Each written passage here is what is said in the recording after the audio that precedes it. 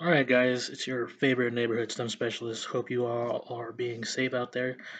Today we're going to be using Scratch. We'll be going over some of the basics of Scratch and we'll be move on to creating a super simple game that you can share with your family and friends.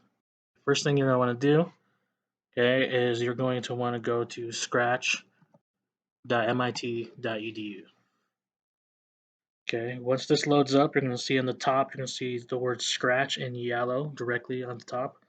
Next to that, you will see a few different options. Here, we are going to click on Create to open up a new project.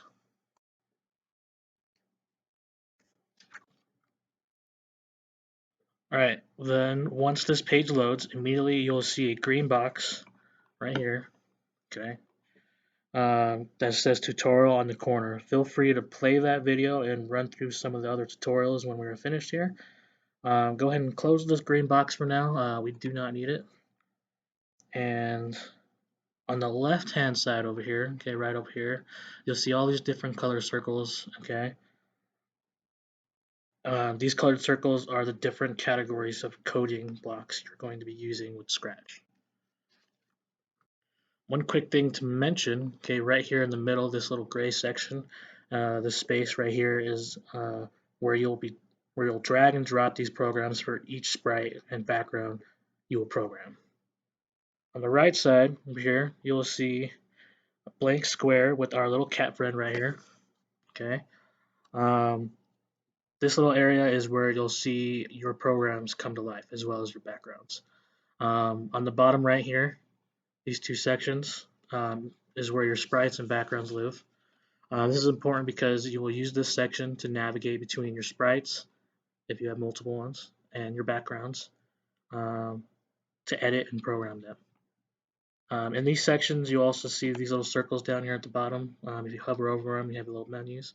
This is where you're going to be able to add and create your own sprites and or backgrounds. So if you go ahead and click that, it'll give you a menu to choose from, or you can draw your own sprites and or backgrounds. All right, right here in this section above the sprites, if you have one selected, you'll see the name of the sprite. All this information is very important. Where it is at on the screen, and whether or not it's visible, its size, and the direction it's facing.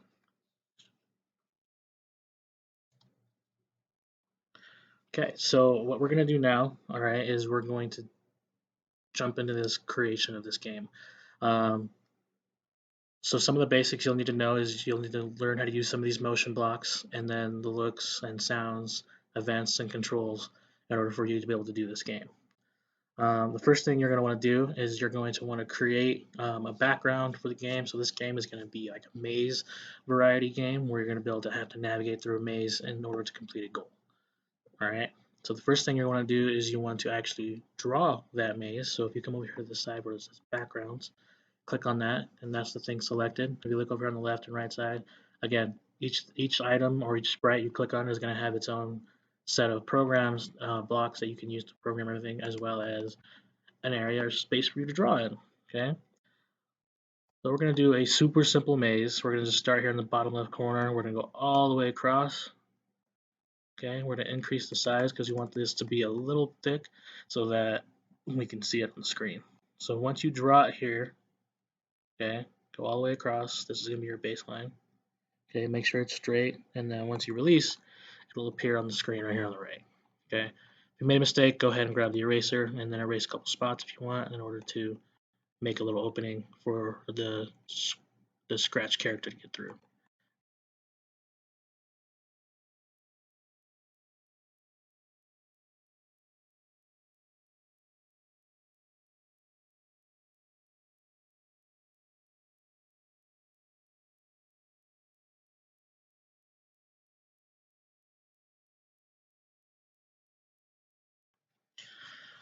Alright, now that you have your maze drawn, what we're going to do is we're going to make our character smaller. So what we're going to do now is going to click on him, and we're going to go size, and the smallest size you can make him is 8.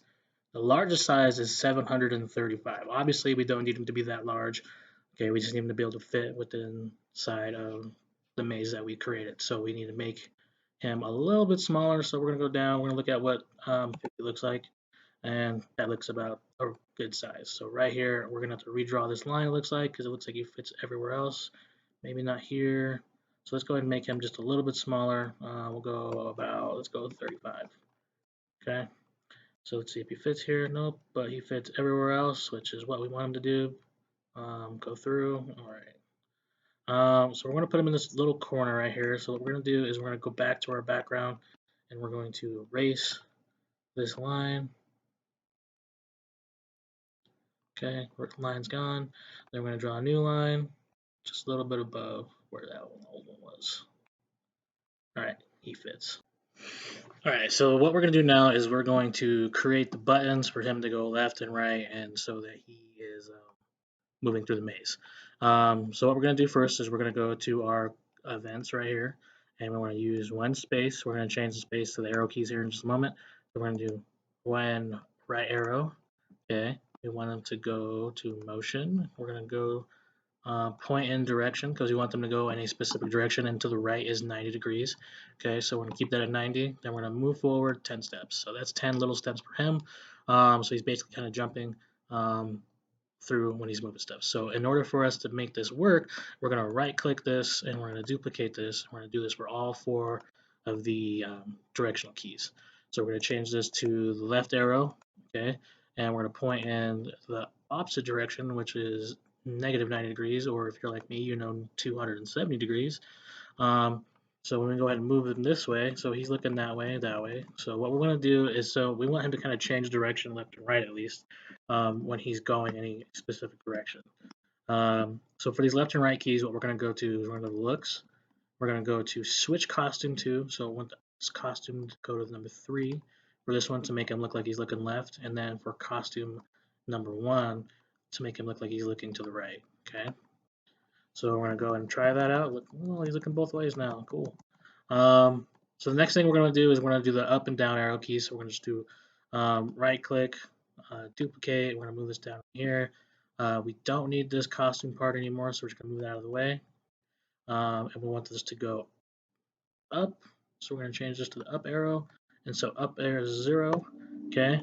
And then 10 steps. And then we're going to right click, duplicate this guy. And then we're going to go down, which is 180 degrees. Okay. And then we're going to go, all right. So we're going to try him out real quick, make sure that he's able to move. Oh, I forgot. I got to change this to the down arrow. Okay. Move through your maze. Okay. So now that that is good, what we want to do is we want to set up some rules so that people can't just run through the maze. Okay. So we want to set up so that when it hits the black or any other color that we put in here for it to not touch. So black for right now. So we're going to go to, let's see here, control, if touching. Okay, so this is where to put where the color is going to go. We're going to go to sensing, and then we're going to do touching color. Okay, we're going to put that right in that box.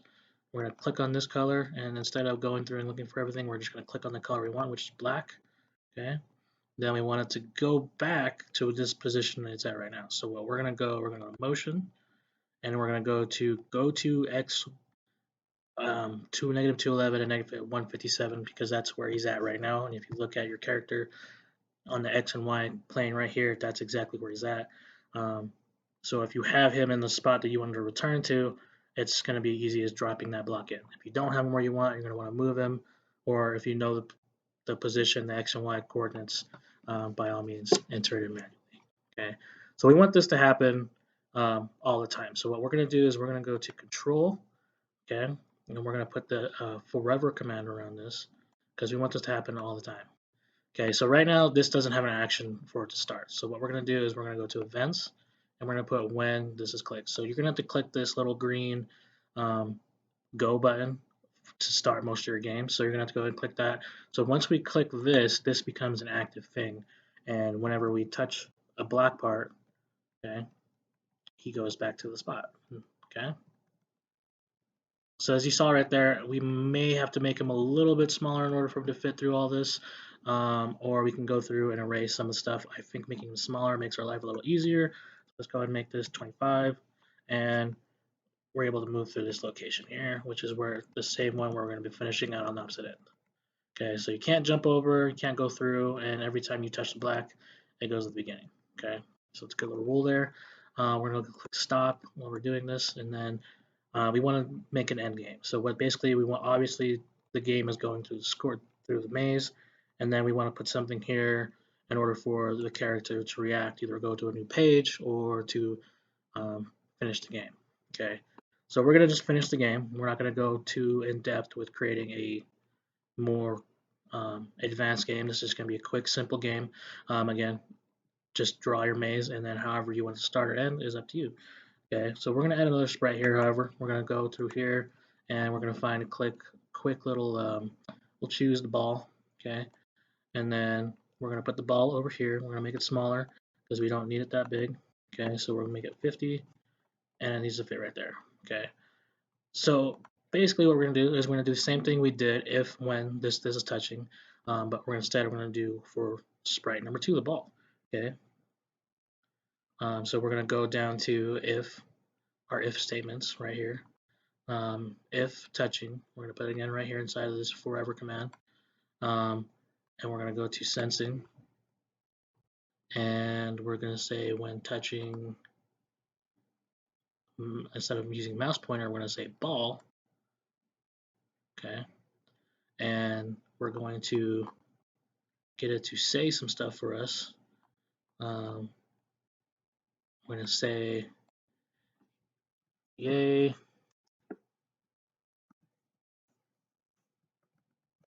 you won.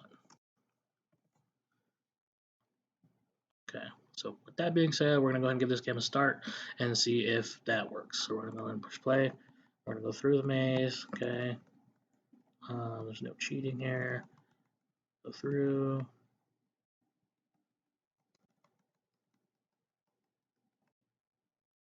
Remember, if you hold down the key, it'll move faster, but again, it's less accurate, and you don't want to hit the black as you're making your way through here, because you don't want to start all over. And I start all over. Okay, I'm going to cheat just to make sure this works. We're going to go through, we're going to go to the right, and yay, you won, and it's going to display that for 2 seconds, and then the game is over. In order for everything to stop, however, you do need to add a stop command, which is right here. You're going to put that in this if statement. Once everything is done, it's going to stop everything. Okay. One more thing that we may need to add is when a game starts. So because if I click play right now, it's going to just say, yeah, we won, depending on where it goes. So for the start, we want it to go back to this position right here as well. So we're going to go to motion, and we're going to go to XY, and we're going to change these numbers to the numbers we already currently have, which is negative 211 and negative 157. Okay, so when clicked, it's going to go over there, and we're good to go. Okay, so there you have it. There's your quick and simple, easy game that you can make and create and show your friends and family, and you're able to build more onto this once you learn how to do more on Scratch.